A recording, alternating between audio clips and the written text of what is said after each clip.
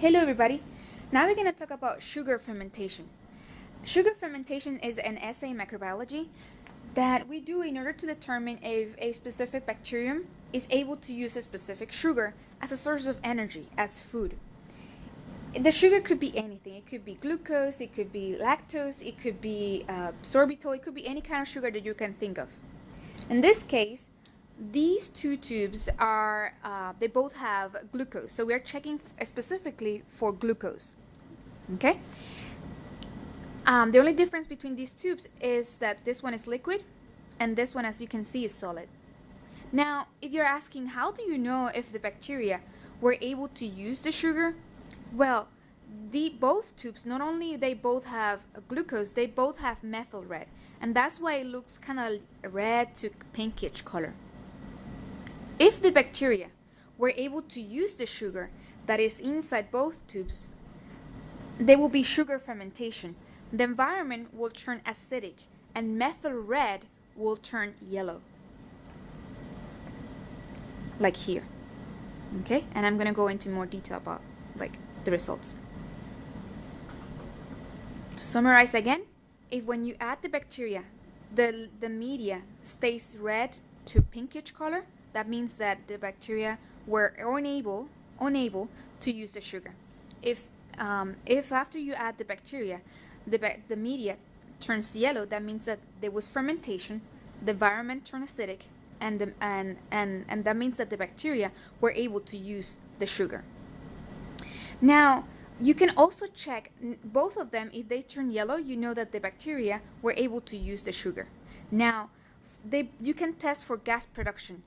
Just because bacteria were able to use the sugar doesn't mean that it produces gas. So you also check for gas production. And checking for the gas production is going to be different whether you're using liquid or solid. Let's start with the liquid one. So if you're using the liquid, what you're going to do is you're going to use a small tube. I don't know if you can see there is a small tube inside the big tube. The small tube is called the Durham tube, and I'm going to show it. This is the Durham tube, and this is an empty. This is what we did. We have these, and then we put the liquid. So the only difference between this one and the one is that one has the liquid, and this one doesn't. So the Durham tube is open on one side, as you can see, okay, and it's closed on the other side. What you're going to do is you're going to put the open side inside. You can see the open side inside, upside down inside the big tube. Now, if there is gas production, it's going to be trapped in the Durham tube, in the small tube. Gases want to go up. So the gas is going to go up and it's going to be trapped at the tip of the Durham tube. That's how you check for gas production in the liquid. In the solid, if you're using the solid one, you're going to see that the media, it's going to look cracked and it's going to be pushed up. You're going to see both of them. So we inoculated both of them, and I'm not going to go into much detail how we do that because, we learned that in a different video. But for the liquid one, you can just take a loop, right? The loop, and just you're going to follow aseptic techniques, of course. You're going to flame the mouth. You're going to take the bacteria with the loop, you're going to put it in, you shake it, you flame it again, remember? And you're going to close it, right? For the solid one, we're going to use the needle, okay? So you're going to go with the needle one, and again, I'm not going to go into much detail because I know you learned that already. You're going to take the needle, and you're going to you're going to surface sterilize the needle, you're going to flame the mouth here, right? You're going to go all the way to the bottom. You're going to inoculate it with bacteria, with a needle with bacteria, all the way to the bottom, okay? We did that. We inoculated both tubes, okay? And let's check the results.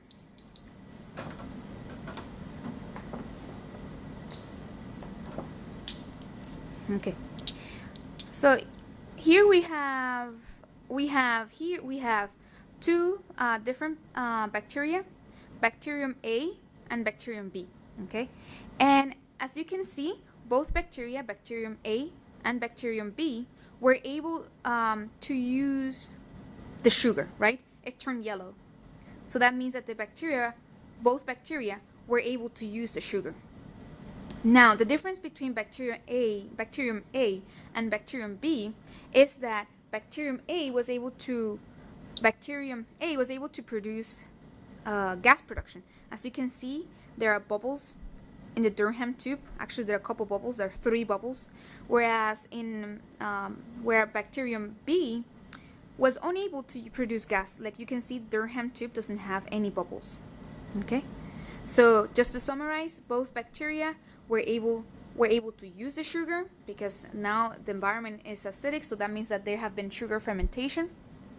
But only one bacterium was able to use the produce gas.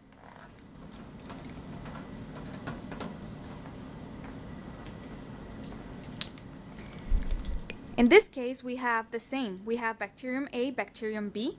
It's just that we are tested on solid, right? So remember, after you inoculate the tubes with bacteria, you will incubate them overnight, and these are the results of the day after. Okay. As you can see, both bacteria were able to use the sugar, right? They both are yellow. Now the difference is that let me remove the cap so you can see the gas production. So as you can see, bacterium A produce a lot of gas, but in this case it's not a bubble, it's just the gas wants to go up, it cannot, and it's just pushing the entire media up. And so you can tell definitely that bacterium A produce gas, and then bacterium B is not producing any gas. There is no, the media is just like it was originally, and there is no like cracks on the sides or anything. So definitely bacterium A produced gas, bacterium B didn't produce gas.